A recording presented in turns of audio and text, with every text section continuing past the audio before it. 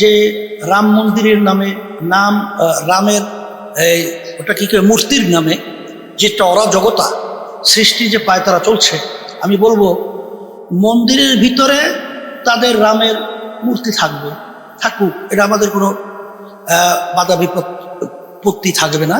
কিন্তু আপনারা যদি রাস্তার মধ্যে বিভিন্ন জায়গায় সেখানে এই ধরনের আচরণ করতে চান, এখানে কিন্তু সুন্দর পরিবেশকে অসুন্দর করা হবে। এটা সরকারকে, আমি শতকরা 92 জনের মতো মুসলমান বসবাস করি। এই দেশের ভিতরে হিন্দু, বৌদ্ধ, খ্রিস্টান সহ অন্যান্য ধর্মাবলম্বী অনেকে রয়েছে।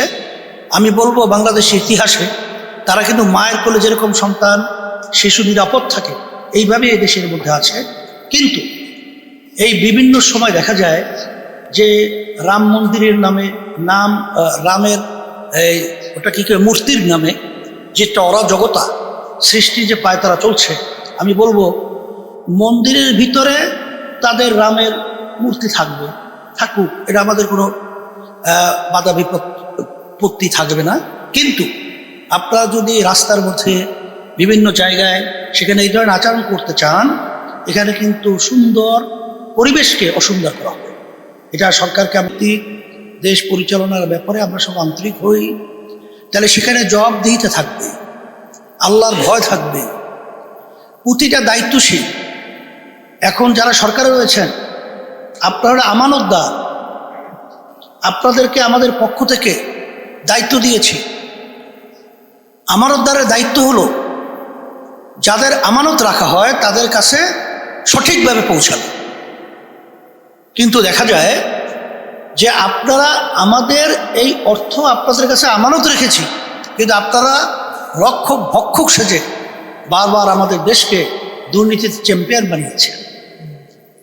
বাংলাদেশের আজকে সর্বক্ষেত্রে আমরা যখন নাকি আলোচনা করব, দেখব কোথাও কোনো সুন্দর পরিবেশ আমরা দেখছি না, না শিক্ষা খাতে, না চিকিৎসা খাতে, না কোনো এক কথায় উন্নয়ন খাতে, কোনো ক্ষেত্রেই আমরা দুর্নীতি ছাড়া কিছুই দেখছি না।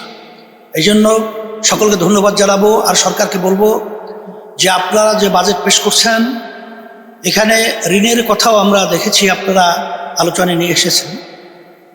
আমরা ঋণ প্রতি বছর বাড়ছে।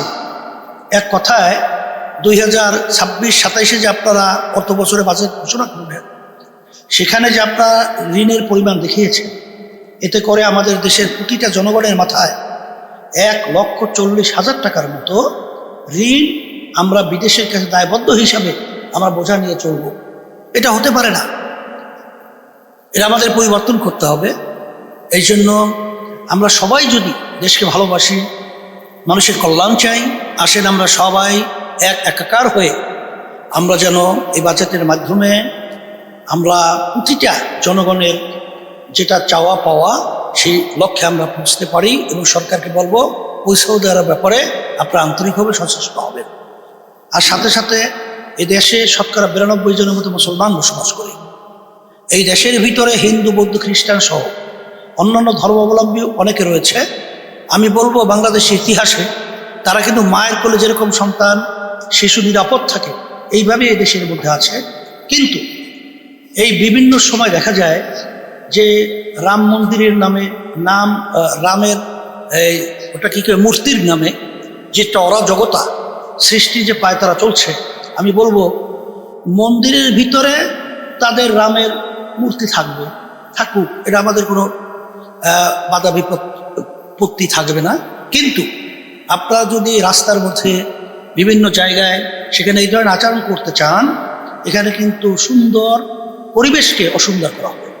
এটা সরকারকে আমরা বলবো গুরুত্ব সহকারে আপনারা নজর রাখবেন। আর এখন যে বিদ্যুৎ সহ বিভিন্নভাবে নিত্য প্রয়োজনীয় জনগণের যে প্রয়োজনীয় বিষয়াদিগুলো আছে, যেটা সাধ্যের বাহিরে চলে যাচ্ছে, এই বিষয়াদিগুলো আন্তরিকভাবে আপনারা দেখবেন। কারণ বর্তমান সম্মানিত প্রধানমন্ত্রী সে একদিন আগে, 2 দিন আগে, যে শপথ নেওয়ার আগে আমার সঙ্গে যখন আলোচনা হয়েছিল, সে আন্তরিকভাবেই বলেছিল যে আমরা দেশকে সবাইকে নিয়ে সুন্দর একটা দেশে পরিণত করব। আপনার সেই ওয়াদাকে আপনি বাস্তবায়নের জন্যে আপনার সংসদে যারা সম্মানিত সদস্য রয়েছেন, দেশ পরিচালনা করেছেন, সকলের প্রতি উদাত্ত আহ্বান জানাচ্ছি। আপনাদের সকলকে ধন্যবাদ জানাই এবং আমরা সবাই একাকার হয়ে আমরা যেন দেশকে গড়তে পারি, মানুষের কল্যাণ বয়ে আনতে পারি। আল্লাহ আমাকে আমাদের সকলকে তৌফিক দান করুন।